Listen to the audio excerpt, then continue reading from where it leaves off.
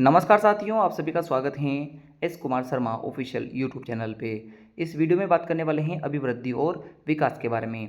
तो 5-6 मिनट का ये वीडियो होगा, उसमें आपको कॉन्सेप्ट बनाने हैं और फिर उस अकॉर्डिंग आपके पेपर में यदि कुछ पूछा जाता है तो आपको अच्छे से करके आना है, ताकि कोई भी चीज़ आपके दिमाग से बाहर ना जाए। तो समझते हैं अभिवृद्धि और विकास को। अभिवृद्धि को कहा जाता है ग्रोथ और विकास को डेवलपमेंट कहते हैं। ये आपको सामान्यतः अच्छे प्रकार से पता है। अभिवृद्धि जो है वह अंगों में वृद्धि या कोशिकाओं में वृद्धि को दर्शाती हैं।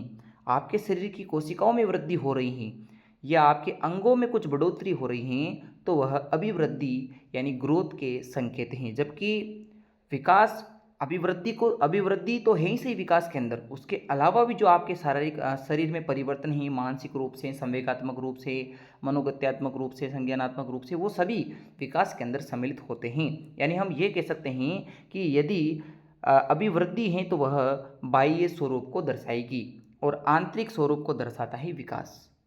ये हो गया सामान्य सी बात। अगर आपको अभिवृद्धि याद है तो विकास आपको याद नहीं करना है, वह उसके अपोजिट या उसके जो है उससे समृद्ध होकर थोड़ा सा अलग उससे मिलेगा। जैसे अभिवृद्धि कुछ समय के बाद रुकती है। आपको पता है कि गर्भकाल से विकास शुरू होता है, यानी कि अभिवृद्धि गर्भकाल से ही शुरू हो रही है, किंतु अभिवृद्धि जो है गर्भ से शुरू होकर लगभग किशोर अवस्था या प्रौढ़ अवस्था में जाके यह रुक जाती हैं। तो किशोर अवस्था के बाद व्यक्ति के शारीरिक संरचना में ज़्यादा बदलाव नहीं होता है, किंतु विकास तो जीवन पर्यंत चलता है। विकास गर्भ के अंदर बालक के आने से लेकर मृत्यु पर्यंत तक चलने वाली प्रक्रिया है। यानी कि गर्भकाल से मृत्यु तक जो चल रहा है वो तो विकास है, और उसी टाइम पीरियड में मृत्यु से पहले जब बालक गर्भकाल से किशोर अवस्था तक हैं तो वह काल आपकी अभिवृद्धि का काल है। यानी कि अभिवृद्धि का एक फिक्स समय है कि निश्चित समय के बाद रुक जाएगी, किंतु विकास तो आजीवन चलता रहेगा।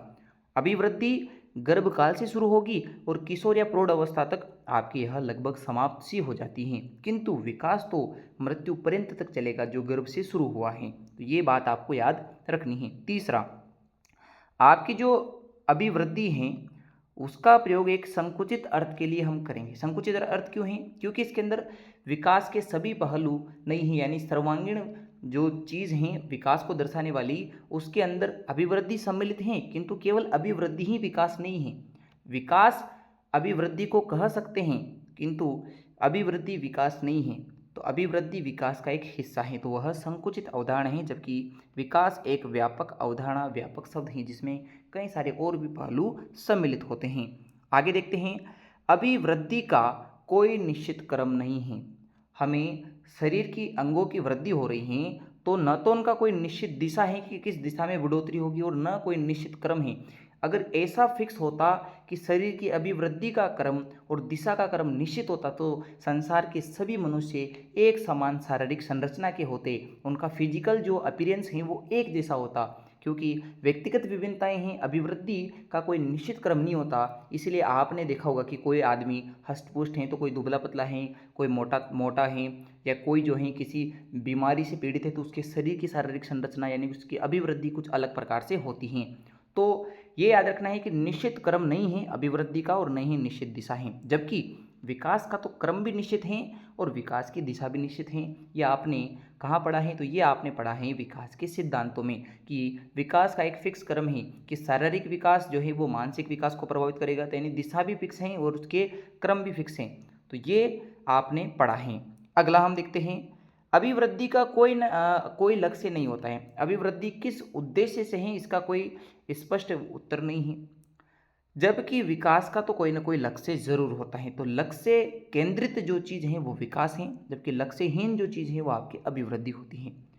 अभिवृद्धि को हम सामान्य तौर पे माप सकते हैं, यानी कि यह मात्रात्मक परिवर्तन है। किस प्रकार का है? मात्रात्मक है। जैसे कि ऊंचाई को माप लिया, वेट को नाप लिया, तो इनको तो नाप के हम जो है अभिवृद्धि बता सकते हैं, किंतु आपके शरीर, आपके मस्तिष्क का कितना विकास हुआ, आप में मानवीय भावनाएं कितनी विकसित हुई, संवेगात्मक विकास कितना है, संज्ञानात्मक विकास कितना है, और तो ये जो चीज़ें हैं वह विकास में हैं, किंतु उनको सीधे रूप से मापा नहीं जा सकता है।